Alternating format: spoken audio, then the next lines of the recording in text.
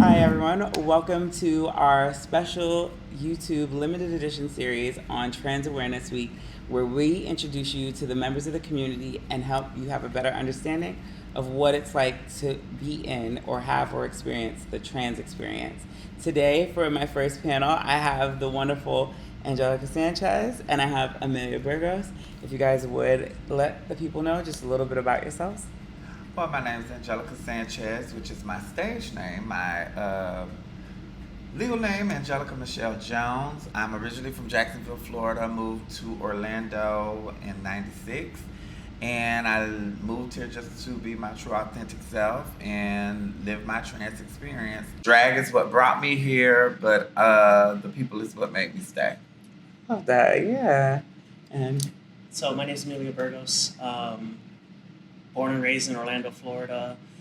I'm the development leader with EqualityFlorida. Happy to be here. Hi, everybody. My name is Angelique Godwin. I am the director for Transgender Equality with EqualityFlorida. My pronouns are she, her, queen. And I moved to Florida 12 years ago as an entertainer in the space. And I moved here for family and stayed for the friends. And it's been a wonderful journey for me. And I actually started my transition here. So it's been wonderful. And that was 8 years ago. And then you guys are both your pronouns, if you would. Sorry, because I messed up. She, her. In unison. We love that. Listen, Destiny's Child, reborn. Period. No.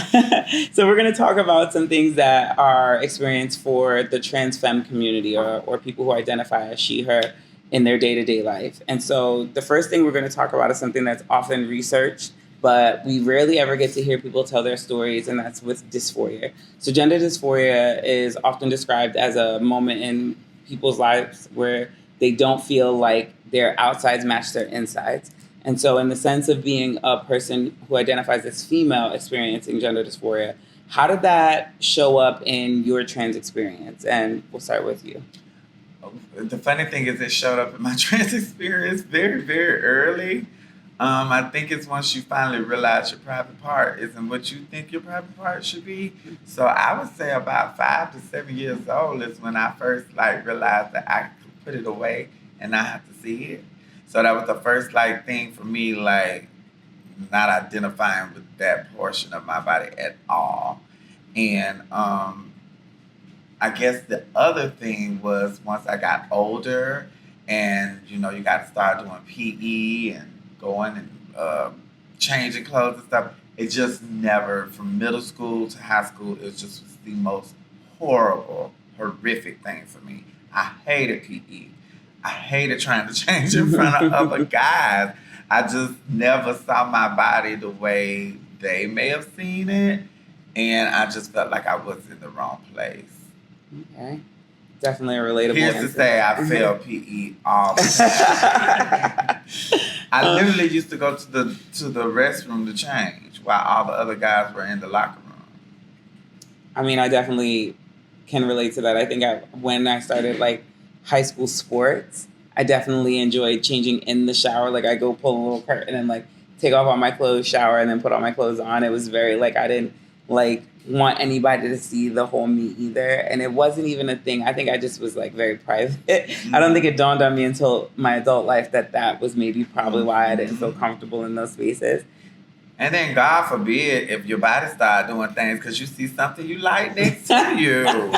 You can't control it. No. Well, just to be clear about that, health class taught me that those kind of things happen when the wind blows when you ride a bike. It doesn't matter what you do. There's no way to. Yeah, but it's all about blood and flow and pressure and stuff. Yeah, it could happen to anybody. Sometimes you see something, Oh my goodness, that's a great segue. How about you, Amelia? What's your experience with? I saw a lot of something. So for me, it kind of started around 7 or 8. I had a lot of females in my life growing up. Sisters and cousins and my mom, and I didn't really have a lot of male figures. And not saying that because I didn't have males, that's why I'm trans, but I just knew whenever I was around guys, it just felt like I was forcing myself to be something I wasn't. I was constantly having to lean into this false sense of machismo to putting on, like, it was like I was putting on a costume. Yeah. And it always kind of just felt like I was auditioning, like, every single day of my life. From the point that I realized, like, when I really started to gain a grasp of, like, gender roles and stuff like that, and what my role in society was, it just never, what the quote-unquote role was supposed to be, just never felt like it aligned with me. And so I just kind of spent a lot of time putting on that facade and continuing to kind of fight through it. And as the time went on, the facade got harder to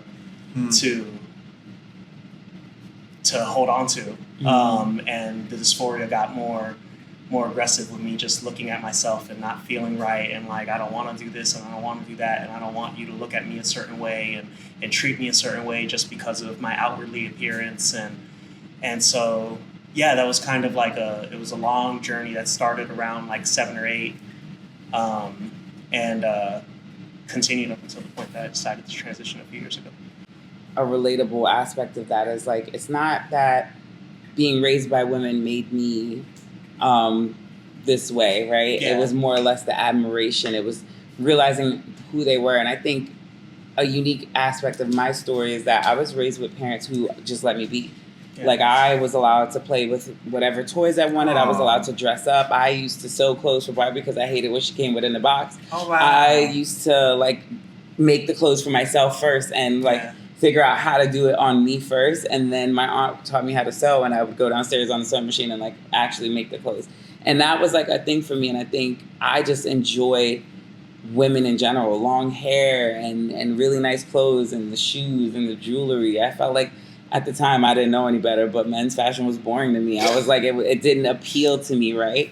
And then I saw a lot of unique aspects. I think when I was younger, I played a lot of video games with my brothers, and I think the female character being the only character in the game, I was like, she's dope. She's in a room with 12 other dudes and she's whooping at, doing the thing. And I think that was like so cool to me. It was something that pulled me to those characters, and I had a lot of strong women in my life. And so I didn't even really experience dysphoria, I would say, until probably I was like 14 or 15 for the first time. And I was always effeminate looking. I always had long hair. I always had braids. And people always called me like a lesbian, or they made fun of me that way. And I thought it was a compliment. I was like, I think that's cute. I was like, you think I look like a woman? That's great. I was like, I don't see a problem with that. I used to say, like, I wish I could be a girl. And I didn't know that it was an opportunity or a process to do that. So I think most of my dysphoria came from my moments alone.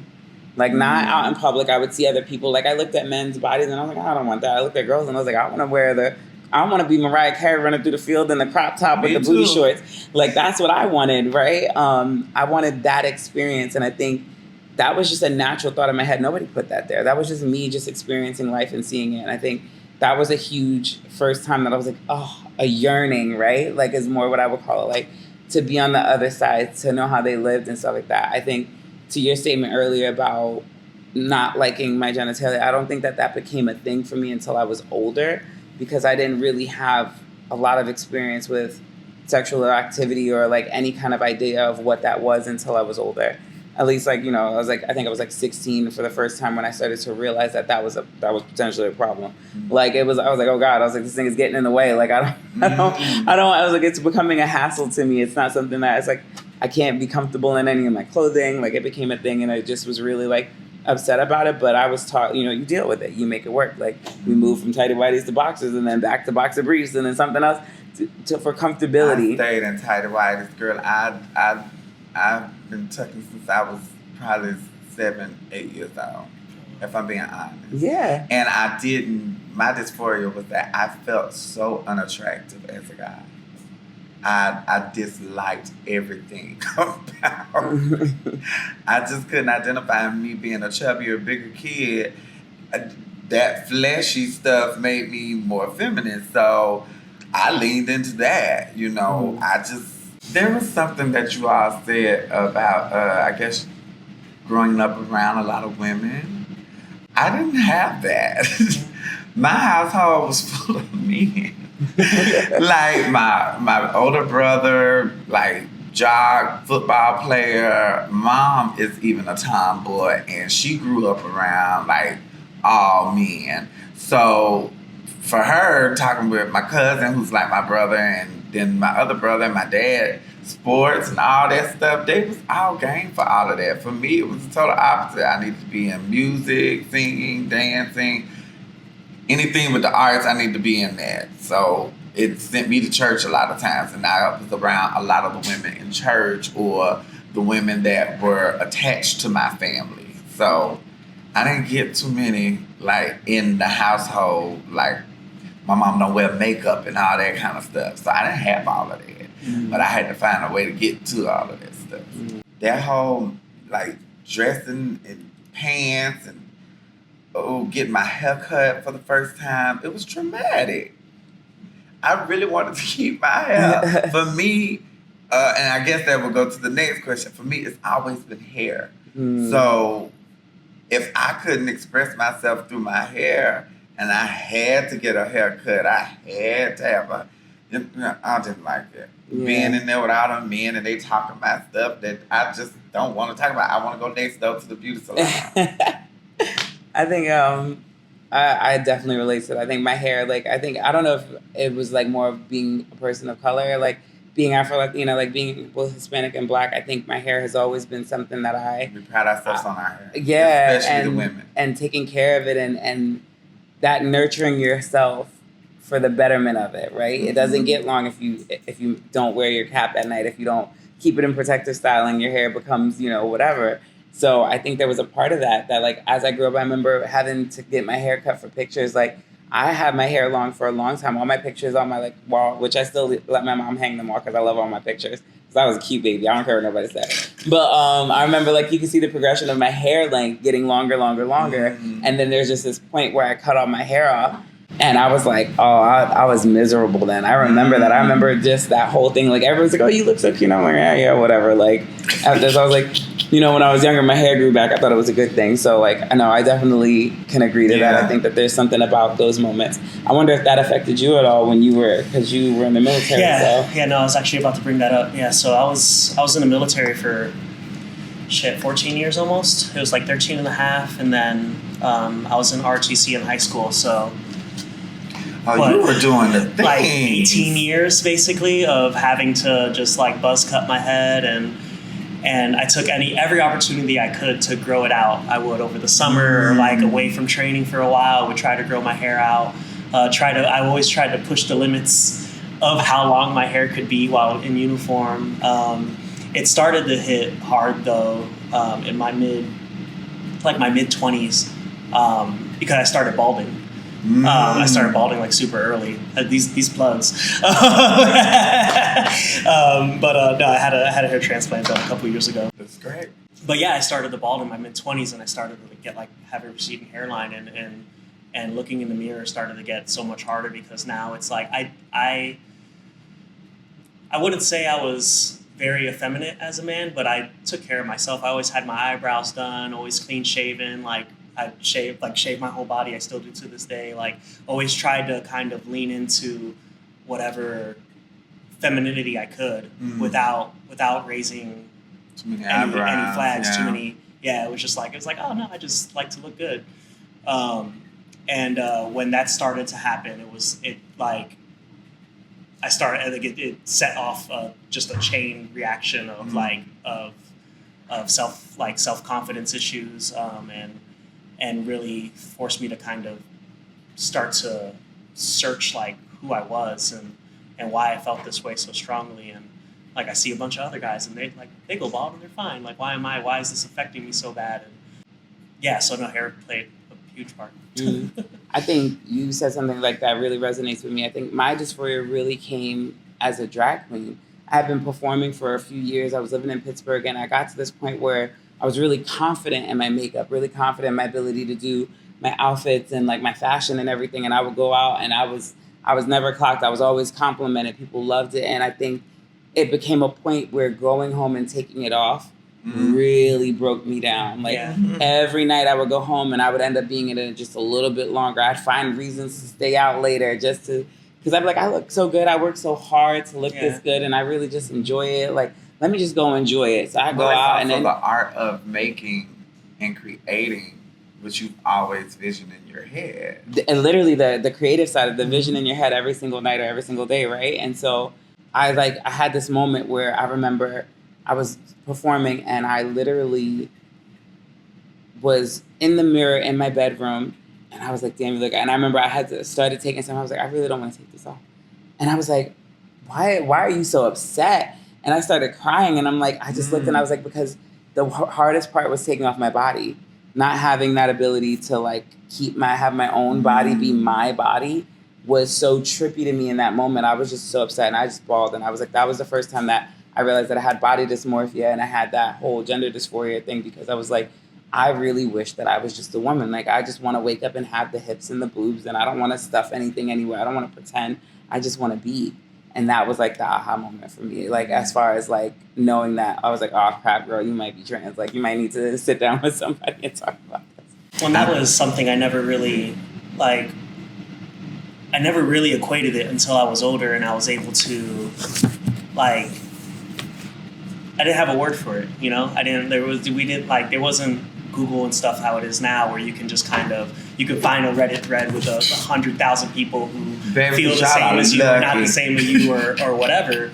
You were kind of alone in those thoughts, and I would sit at home, and if no one was home, like I didn't raise myself, but I was home alone from the time I was like 8 or 9 years old, like all the time. Yeah, I could be home alone like that too. I enjoyed it. Yeah, no, I loved it because that was my time. Be her, exactly. Yeah. And so I knew exactly when my mom was going to get home, or my brother, or my sister, or whoever was going to get home. And I could put on makeup or do whatever, and just and be her. And I never, throughout my life, I didn't until my mid-20s. I was like, why am I like, what is this? I was still doing it, and it was like working around my wife's schedule and stuff, and figuring out at that point, because I was trying to lead on this life. So I did everything I could to portray this man of what society expected, and then but in the closet is Amelia ready to come out, and I'm not allowing her to because of societal reasons and stuff, and so yeah, no, it's to touch on not wanting to get out, not wanting to get out of it, it was every time it got that much harder of just it's damn, why do I have to hide this? Yeah. I want to talk about gender euphoria. Recently, I've been doing a lot of research, and there's not a lot of depth in what happens after people start their transition or after they've transitioned, so to speak. There's this kind of lull, it's like, oh, you got your wish, bye, keep going. That's or you achieved your goal, right? And so there's no real conversation, but I find that gender euphoria is something that we experience so often. It's what makes other people upset, right? They see us in our joy and our happiness, or seeing us proud to be who we are, or living in just our truth truly is something that's so magical. And I think a lot of people don't realize that experience is for everybody. Gender euphoria, everybody experiences, right? It's a moment in your gender where you feel aligned, where you feel like you're seen, where you see visible, not only to everybody else, but within yourself. And so I want to kind of talk about that. What does gender euphoria mean to you? And tell me a little bit about an experience, or what you experience. What brings that to you? I think it goes back to what transitioning means for the individual. Because I was blessed to be around people like Jasmine Bonet, who told me, well, girl, don't be in such a rush to do all these things to your body. So I had to transition mentally first. And then for me, my transition was different because I've never really had any augmentation. I've just only taken hormones. And so that was her advice to me. She's like, you're a big girl. You take some hormones, it's going to be over for you. And sure enough, it was the truth. My body just adapted to it so quickly. So when I moved here, I want to say I was 18 when I first got my first hormone shot. And that's where the euphoria came from me. To feel my breasts growing, to feel my nipples doing the things that they needed to do, and my body changing. Sensitivity was wild. Yeah. Skin changing, those things. And it happened so quick. Literally, my breasts just fell. Yeah. And I'm like, now they hanging. So, but those were the things that gave me the euphoria, because it was now I feel like I'm living and being the person that I want to be and that I've always seen myself as being. And so it wasn't me getting breast augmentation or getting body work or getting face work and things of that nature. My body has went through many transformations over these years. And I guess also that has a lot to do with it too, because you gotta understand, I'm born in 77. So I lived through the 80s and the 90s and knowing what, transitioning meant for us then versus now. Like you were saying, people can go on Google and read it. We ain't have all of that, child. It was just, that's a sissy or that's a gay person and they're feminine. They think they're a girl. And in Black communities, a lot of times it was like, well, if you're gonna be gay, don't be like that. Yeah. There's a lot of pressure to not. Yeah. But my euphoria came from, like I said, hair. When I turned 16 and I was able to do my own hair, and I finally relaxed and curled it and went to school, and everybody kept talking about, ooh, got a ton of Braxton haircut. I thought I was everything. I felt like I finally made it. Like I finally was myself. And for all those people that felt like, oh, they were calling me this and calling me that all the other years, when I leaned into who I was, then it was a problem. And they were so hurt. And, oh, why are you doing? Well, this is what y'all said, and it is true. So I'm going to lean into it, and that's just been me from then on. I just learned that I had to be okay with being me, and that's where my euphoria comes from. Yeah, I love that. Just being you is such a powerful thing, because like euphoria for me has it's changed throughout, like, and that's what you said. You said it's kind of it. You kind of like adjust, and you don't realize like how many things actually make you euphoric. Because it's adjusted over time. First, it was just being able to like put on some makeup and being able to buy clothes and being able to put on a wig or something to go out, and like it was these small things that then you transition from that and it's like, okay, I got the clothes, I got the makeup, I got now where do you find it? And it's getting compliments, it's getting gendered correctly. And that's very affirming. Yeah, super affirming. Someone calling you pretty, like, and compliments. Yeah, it's interesting because to me, dysphoria almost plays a role in the euphoria, where you leaning into your dysphoria, you is what causes you to do all the things. Like I'll look at myself in the mirror in the morning when I wake up, my hair is crazy, I got stubble on my face, like bags under my eyes, and I see that person and I'm just like, and it's still to this day, like I don't like looking at myself sometimes first thing in the morning, but then because of that, I do the things that make me happy, and I'm like, okay, let me shave, let me put on some makeup, let me do my hair, and I leave the house a completely different person than the person I woke up as mentally. I leave the house confident, I leave the house feeling good, I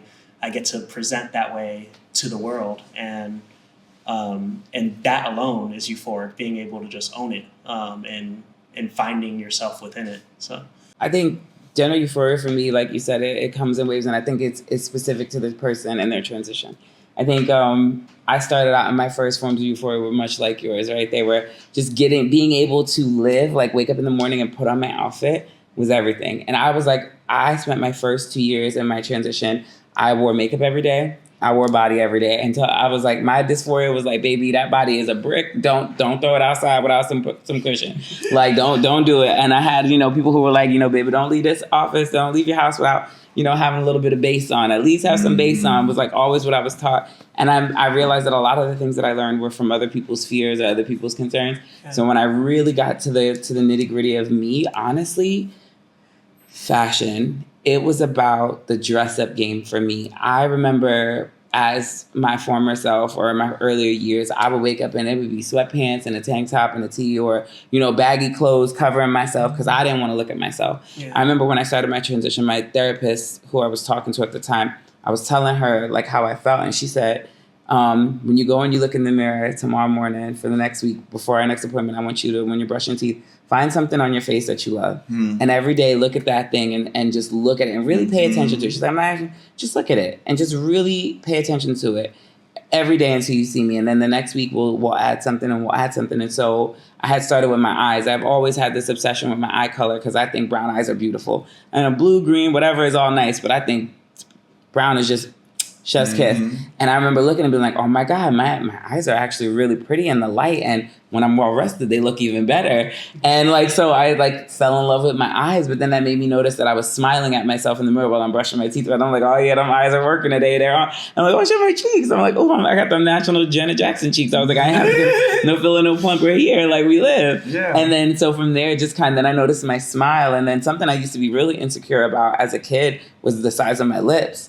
You know, I had big lips and people make fun of people with big lips. And I was like, girl, I was like, whatever. But I started noticing that they fit my face really nicely. And I was like, oh, I look, you know, my face is good. And then so we worked on the body and I was doing good as I was going down and I got to these hips, bitch. And I said, I am not Shakira. They lie. They lie. They lie. They lie. So I was like, you know, for me, I had to have a procedure. My first procedure was a BBL and I didn't get it for my butt. I already had a big butt. My butt was nice. You remember.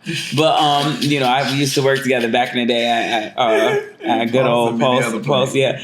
I had a nice booty, but I didn't have no hips. So I got the procedure because that was the only way to get hips, and I didn't want implants. I didn't want some foreign body in me. I wanted my own body, and I was a thicker girl, so I had the fat to spare. So we just recalibrated it to another area. And I think that was the first time I remember going in for that surgery. I remember coming out, and even when I was swollen, I just remember the pure joy, the pure unadulterated joy of being like, oh my God, this is my body. Like when I go to sleep tonight and I wake up tomorrow, it's still going to be there. Yeah. I just remember being like, oh my God, when I put on my dress, I'm going to have a shape for the first time. Oh my God, I'm not going to have to wear all these cinchers and all these different things to achieve that shape and form that I've always wanted. And I grew up luckily with like cartoon characters that had a little pudge. You know, I had Nani and I had, what's her name from El Dorado? Like, you know, all these characters who had thick thighs and a little pudge belly or whatever. There used to be a show on MTV called that. It might sound wrong, but I would like, that's my fish pouch. I like that. It's a good thing. Everybody like, you know, that's a thing, right? But the euphoria came from that. But also I remember the first time I took my hormones, having my pills, like I joke and I say it was almost like a placebo effect. I had it and immediately I was like, I felt super powered. I took that little 0.2 milligram pill and I thought I was the shit. So every week you still you couldn't tell me nothing when I first did. I remember walking into the doctor, like, do I look different? Do I look different? And people, and you know, the funny thing about it is people would look and say, they'd be like, oh, what would they say? They would say like, oh, you look like you're glowing. Oh, you look like you're. That's what the estrogen does. But it's also the joy. I think that I was like, oh my God, you can see my happiness. It goes hand in hand because what you tend to realize, we as trans people, we are people that are going through puberty on a day-to-day basis as well as menopause on a day-to-day basis. Yeah. So you go through all those things, no matter what spectrum you are on the trans spectrum. You're going to go through all those things, and it will make you glow. Yeah, and I think the joy from that, and then like also like just seeing how soft my body became. That was the thing. I mean, I always had like gray skin or whatever, but at the same time, like body skin, not face skin. I wore makeup for a reason. But like that whole moment too of like just like you kind of wake up one day and after you've been doing it for so long, you look in the mirror and you're like, oh snap, like oh my God, like. But it was like it became an everyday thing for me.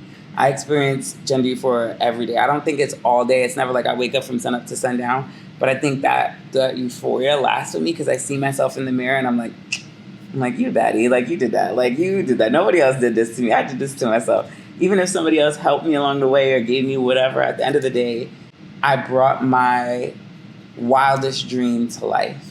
You know? And I say that in the sense that like I actually became the person I always wanted to be. You know, or I helped that person come to fruition. They were always going to happen, right? I was always going to be me. But now I not only look, feel, and all my thoughts are out on the outside now. And I love that. Which brings me to the final question. And so we're at the end of this, but everybody's going to have a moment to talk about this. I want to talk about what I call the aha moment. It's the moment that it clicks in your head. You've all kind of talked about it to an extent. We've all touched base on it. But I want to know, you know, outside of when you knew that you were a woman, tell me about the moment that you were like, this is the only way to live for you, or the only way to live in your truth. Like, what was that moment like for you? I'll start with mine so that y'all could have that. But my moment was that moment in the mirror. Actually, I was like, I remember, actually, no, that's a lie. That was the first time I knew. That was the aha moment that I knew I was trans. The moment I knew I had to live for me, and sorry, this might be a little bit whatever, but I was actually working in Tampa, Florida. I was working at Bradley's, and I was sober at the time. I was drinking only Coca-Cola, right? Because I was trying to be a good girl. And somebody had spiked my drink. And on my way out the door, that person, I was headed to my Uber, and they helped me. I was dropping my bags, and they were like, oh, no, your Uber's over here. And I was like, oh, I thought it was, the little phone says it's over there. And he was like, no, it's right here. So he put me in the car, and I got in the back of the car, and I didn't understand. I was just like, damn, I was like, I'm tired all of a sudden. I just went straight to sleep. And when I woke up, I had a little tussle. I lost. And he had left me in that hotel room eating a blood. And if it wasn't for the cleaning lady who came to the room and found me, I don't know that I would be here. And so I had a friend come get me. We went to the hospital. I went through the whole police report. I went through the clinic that they have, which is a wonderful clinic for people who have been sexually assaulted. And I remember after everything was done, after I went home and took a shower and I finally slid into my bed, the only thought I could think of was that if I had died, they would have buried the wrong person. The funeral would have said the wrong name. They would have talked about this life that I lied about my whole life. I had been what everybody wanted me to be, and I had done nothing. Like, I literally sat and thought for hours in this bed. I was like, I haven't done any one thing for me. There was not anything that anybody would talk about. Not anything that anybody would go and sit up at the podium and say with pride. It was only things that I had done for other people. And God to me shook me to my core, that the idea that nobody knew me. And it wasn't because I was fortunate, it's because I did what I thought I was supposed to do by society. If I was going to, I did what I was taught to do, right? Like, they said that this is the life and it's supposed to go to school, whatever. So in that moment, I knew I was 29 years old, I was turning 30, and I said, I can't live my life like this anymore. I have to start living for me. And so that was the moment I said, if I don't start going every morning and dressing every morning and wearing this training bra and doing this estrogen and really putting myself in that position, I said, at that point, I had nothing else to lose. You couldn't take anything from me from that point, right? I was like, it was all or nothing. I was 100% invested in the transition because I was like, staying that way, I couldn't. The thought of me dying and people not knowing who I really was, never meeting the real me, never knowing who I was meant to be, was terrifying. And it catapulted me. But to that same effect, I took my time. I did not let that moment put so much fear in my head that I did things wrong or overdid myself. I still went to the doctor that I'm going to do the whole 2 years. My consultation doctor told me, don't get no breast implant because your boobs going to grow because genetically your mom's got great boobs, you're going to have boobs. And I'm glad I listened because my boobs look great, you know. But I still had those other things. And so it just was that was really the moment that I was like, yeah, no, I can't. If I do this, I would never forgive myself. And the idea that I had already spent 30 years living for other people and not for myself was wild. And it took that. I'm sad that it took that, but I'm actually really thankful that experience truly shaped me into the woman I am today. I'm glad you made it out of that, baby. Me too. Yeah. My nose is broken, don't look at it, but y'all can't tell I do great with makeup. But yeah. But either of you? For me, it was having my son. It just changed the way I viewed my life entirely. Like you, I kind of lived my life for others my whole life. That just felt natural, felt like the thing I needed to do, and finally I had something looking at me, and I didn't know who I was or what I wanted, or I never had really given much thought to myself until that moment. So I knew I had to discover that. And so immediately, like within a couple months of having my son, I started going to therapy and really, and it's funny because on my it's not funny, but on my initial therapy form, I wrote like, I think I got PTSD, I'm having marital issues. I wrote all this stuff, like I wrote it all detailed, and then right at the end, right at the bottom, like the last like 4 words was, I've always questioned my gender. Like, and so I went to my first therapy session, and we made it through the whole thing, and the initial consultation, and my therapist looks at me and she goes, So you're just not going to bring up that last part you wrote on there, huh? Because I had brought up everything else on my own. And I was like, nah, I was hoping you forgot about it. Because I still wasn't willing to accept it. And within, a few months of therapy and just talking through my life and just really navigating what I wanted and what I felt, for me was the hardest part, was just coming to that acceptance. And once I did, the first thing I said was, okay, well, I know, but I can't do anything about it. And literally within a couple months of accepting it, I was like, nah, the exact opposite. I have to do something about it, because now I'm living in it. Yeah. And I can't, I have to live in it. So, yeah. No, I love that. I think for myself, I've had several moments. One of the first will be probably when my mom made me come out to her. And she was like, you gay. I was like, girl, what is that for you to ask me? And I heard myself like, but child, I guess, I didn't have the words for it then. We didn't have the language for it then. Mm-hmm. This is like 94, 95, So that was one. But the other, I guess, was me actually moving here. Right before I moved here, I had already started living as a girl from high school, 16, 17. So I remember going to a come together day in Jacksonville, and I was in my euphoria, girl. I had my hair nice, little big earrings, a nice sundress, looking like every other girl in Jacksonville. But the thing was, so many people knew me from school, so when they saw me, they called me my dead name. So it tore me up. But I realized me moving to Orlando, no one knew me. Mm-hmm. Yeah. They only know Angelica. Who you introduced them to. So that was another aha moment. And then I think we're talking about how the makeup made us feel and all of that. But I came out around girls where after a while it was a thing you needed to be able to be wash face. Bareface, yeah. Bareface, and I went through so many challenges just with ingrown hairs and trying to find a regimen that worked and da. So that was kind of euphoria when I finally found something that worked. But when I found laser and all of those things, and that brought my euphoria and all my aha moments, because I was able to finally just, okay, well, I can go out the door without all of this. I can see her without all the things, So that was a big aha moment for me. And then I think the last one is just what I've kind of been through over the last 9 years with Survive and Pulse. It was a lot of aha moments in literally breaking down yourself and rebuilding your whole life, because everything was gone. Everything I knew that made me comfortable was swept from up under me. And sometimes I feel I'm still a little unbalanced from it, but I have the fortitude of knowing that if I made it through all these other things, I'm going to make it through this as well. And just being on the other side and feeling better about myself and being in this space. And, those are the moments that I'm okay. So this is what it's about. It's not only just about me being trans, it's about me being the individual I was supposed to be for me and what I can show to the world.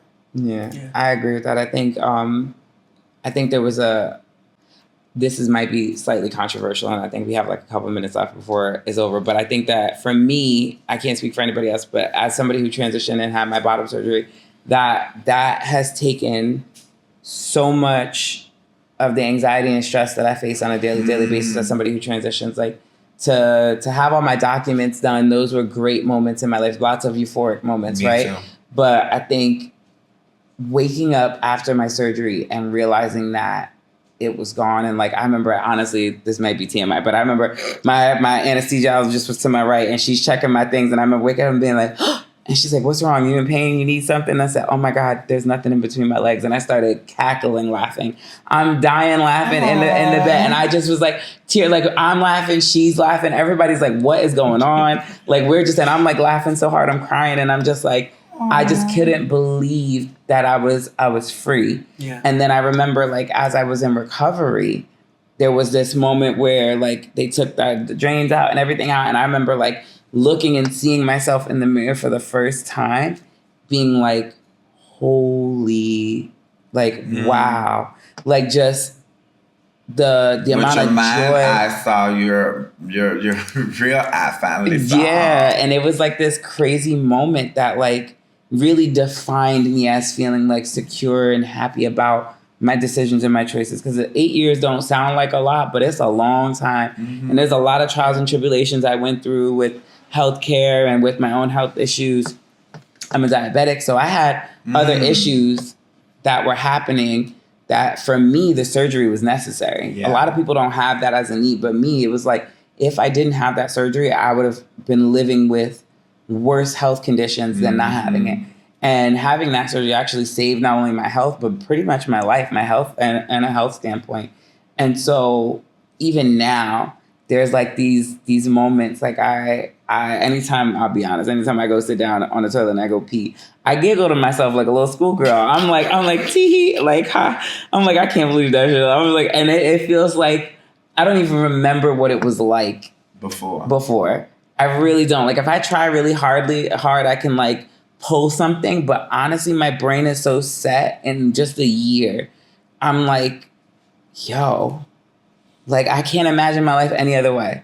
The fact that I no longer have that dysphoria and like the weight that is left off my mental health, the weight that is taken off my physical health, the weight that is put me in social standings when I go to the beach and I put on a bathing suit for the first time ever. I remember I spent so much money on bikinis and bathing suits. I didn't even know how they worked. I didn't know how to put them on or anything, but trying them on both in the store and in my home was such a great feeling. Like I feel like all the things that I missed as a child, I get to enjoy as an adult. And I feel like they have so much more impact on my life now because I'm an adult and I understand the weight of it. And I understand how validating it is to have these experiences. And I know that that does not, by any means, that is not the holy grail of being trans, right? That's not what it means to be trans. But from my experience, like that was something I always wanted. And I had lived a life where I had succumbed to the idea that it was never going to happen. I had said, you know what? If I never have the surgery, I'm okay with myself enough to live every day and I will be fine. But I will not lie. Having that surgery made my life so much better for me. It really validated that experience. All those things I had lied to myself about when I was younger, all the things I told myself to make it okay so that I could survive, is so nice. Sorry. You did what you needed. It's so nice to feel like I'm thriving in my life. Yeah. And I think that I kind of wish that on everybody, no matter what your journey is. I hope that everybody reaches that point where they're like... Because it's a singular journey and you have to go through that for yourself and find that peace for yourself. And everybody's unique. Everybody's different. That was what I learned being in Orlando. Being in Orlando... It's okay to be your individual I self. moved here and I thought I knew. I thought I knew what it was like to be here and I thought I knew what it was like to have that experience. But moving to Orlando changed my whole perspective on the trans experience because I met so many people at different steps and ladders. Different and there were people who the way I feel about that moment, they're like, baby, I did it. I'm done. I'm where I need to be for me. Yeah. I'm happy where I am with this part. And I was like, that's it? That's all you want? I was like, damn. I was like, I wish I had that. I wish I could have that like mental capacity to just be like, I did it. I'm done. I tap out like people who like never had any surgeries, no procedures, but they're good. And then there's people who have had more work than I can even fucking count on my hands. And they're like, I'm still not done. I'm like, you know what? If that's for you, baby, that's for you. It ain't for me, but it's for you. But I love that about our community, that it's not monolithic, that we have these abilities to be in different ways in different places. And I know that we get a lot of the craziness as trans femme people or trans women, but I think that I wish that the world had the names and the titles that we have now back when I started, because I feel like a lot of people would have siphoned themselves out into those perspective places so much easier, because there's so many people who walk the line and never... But the thing is, we have the language for it now. Yeah. And as a community, well, as a society, you have to be willing to evolve. And once you know better, you learn things, you learn language, it evolves and allows us to explain and express ourselves even more, you know. So that's the good thing about that, is that now that we do have these different avenues and we have the words for it, like I said back then, you was gay, you was just so sissy, you know, you just she thinks you're a girl, like what's wrong with that, you know, like that's what I came out to. But I'm just grateful that I had a lot of people around me that really made sure that Chosen Family was just that family, you know, and those girls and guys that were like, okay, if this is the route you want to go, this is the way you can do it. Thank God that I had people to tell me safe ways to go about doing things, because I have seen many, many horror stories and people that have died on tables just trying to, you know, affirm their gender.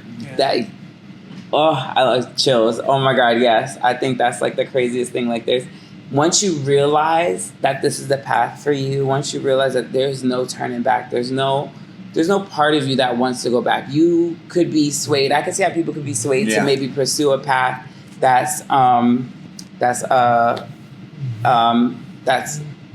underneath someone else's ideology. Yeah. Like being like, oh, I feel like I have to go get my boobs done, or I have to go get a bottom surgery, or I have to get this, or I have to get my face done, I have to get whatever. And they think that that's the only way to go about doing it. And I've seen girls who literally went and had SRS and regretted it, you know. Or those that have transitioned and want to detransition because they did it for pageantry and for the people that the love and light that they got from that, you know. So I'm just glad that I was around people that let me know, like, find your way. You know, what do you want to look like? I want to look like the women in my family. Okay, well, you ain't gonna have to do much, right?